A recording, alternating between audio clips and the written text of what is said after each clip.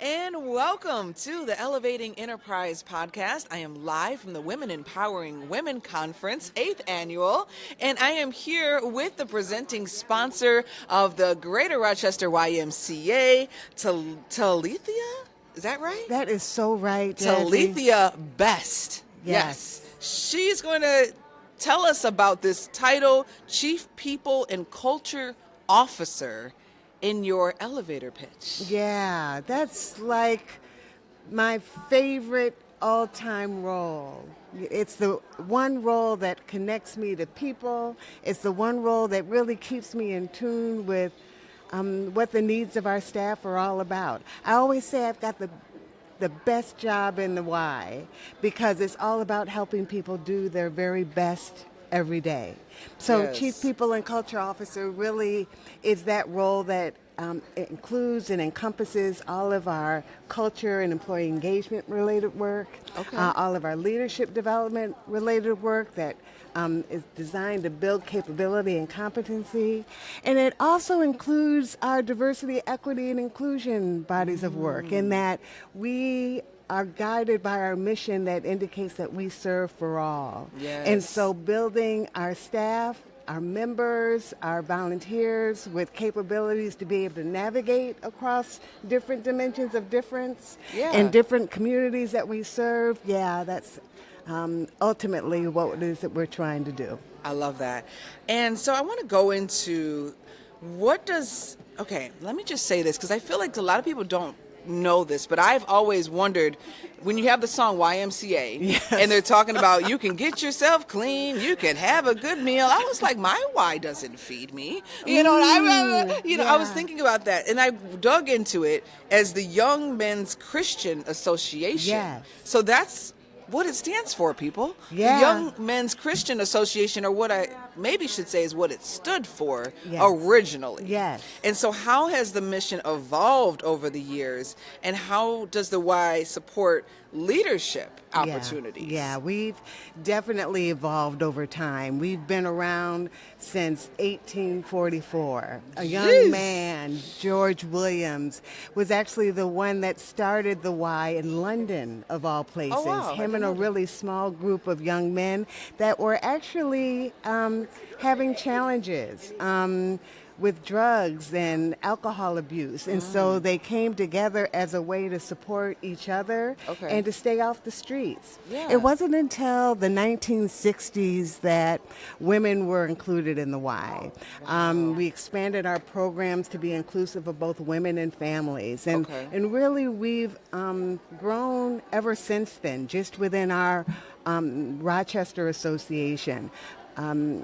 We've got a combination of centers that have the traditional gym and swim opportunities for folks, but we've also expanded to include what we call neighborhood centers. And neighborhood centers are really driven by the needs of the community that they serve. Right. So our neighborhood center, for example, in Lewis Street, has a food pantry and partners with the county to provide different services, whether it's SNAP or DMV services, because that's what that community needs. So we've really grown and evolved over time. But in Pittsburgh, what we need is saunas and steam rooms. That's really, and a lazy river. I know, but it's my right? favorite one to go to, so don't get me wrong. Yeah. But Well, different needs, right? That's just it. Yeah. I think there's a different why for everybody, because our communities are different. The people that live in our communities are different. And the changes that take place in the community continue to take place. And so that's really what helps to inform what's available where. Yes. And my guess is we've got a little bit of everything for everybody in some way, shape, or form. Okay, love that. Great answer. So why is it important as the presenting sponsor of, Women Empowering Women for the YMCA? Why? Yeah. Why did you decide that this is something that we need to get behind? That was a no-brainer for us because for the Y, it's important for us, particularly when it comes with our to our staff that we do everything we can to maximize an individual's potential in a real way. Yeah. You know, and by that I mean, how do we help people do their best and be their best every day? We ask a lot of our employees, you know, from a performance perspective, from a leadership perspective, from a bridge building skills with your community perspective. And those are all the different ways that the Y gets the Y's cup filled. The other side of that coin is making sure that we're doing the right things to ensure that our staff get their cup filled. And for women, this is the way we fill our women's staff's cup. So do you have a lot of staff here today? Yeah, we do. Yes. We represent every year. Yes, a table full. And a couple of. A couple tables, nice. And, you know, because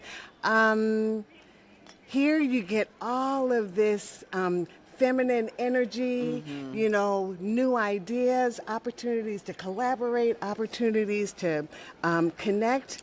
And all of those things help people to do their best every day. Absolutely. All these things help us to better serve in the community in a meaningful way.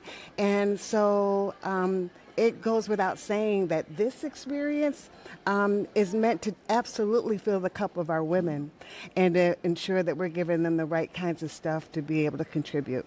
And so what has been your biggest takeaway from the sessions, the morning sessions today? Yeah, I've loved both of our speakers, Corey, in talking about failure and making sure that we're paying attention to the journey in that process, and that's where the real power of learning comes into play. Yeah.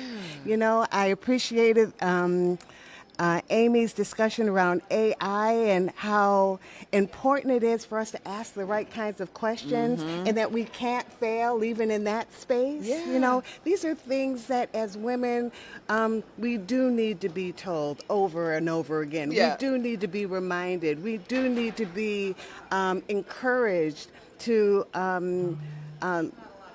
try things, to do things that really aren't comfortable all the time, but know that there's something really important for you to learn through that experience.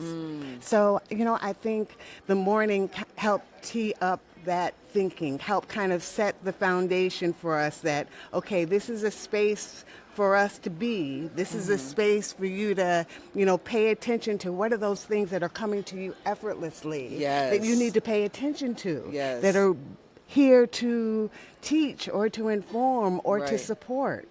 And I think for me, one thing I got from Corey, she said, I have not failed because I am not done. Yes. Right? That's it. Right? That's it. You know, right. You're still moving forward. You're still progressing. You're still practicing. You're still getting better every day. Yeah. So you have not failed. And I also like the part where she said, like, you can't fail something you haven't tried. That's right. I didn't fail to win an Olympic gold medal because I didn't try. Yes. Yeah. That was so good. I know. And these are things that we know. Yeah. You know, we just need to be reminded. Yes. We need to be told that, you know, these are the things that are ultimately going to help us do and accomplish the things that are really important to us. Yes. And that you're enough. You're exactly where you're supposed to be. You're amongst where you're supposed to be amongst and getting exposed to exactly what's meant for you to learn. Absolutely. And so I love the messages. I love the opportunity to just be in a space where I'm with like-minded folks. Well, thank you so much for stopping by during lunch. Yes, We're going to let you eat. This is Elevating Enterprise, the podcast that gives you a 100,000-foot view of success and the elevator access to get there. See you next time. Bye. Awesome.